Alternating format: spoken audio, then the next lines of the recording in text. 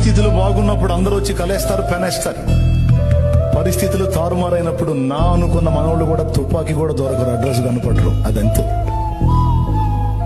ఇంకా చెప్పాలంటే నా అనుకున్న వాళ్ళ నలుగురిలో ఆరడిపరిచిన అనుభవాలు ఉన్నాయి కొంతమందికి.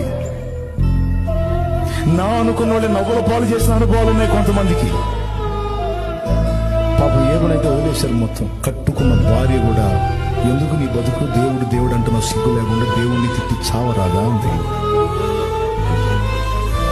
అయినా వదలడే.